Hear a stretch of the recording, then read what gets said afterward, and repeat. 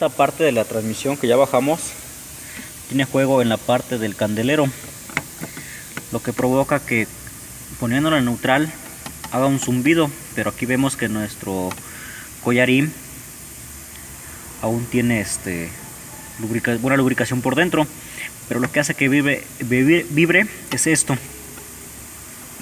¿Sí? Como se alcanza a ver el juego que tiene.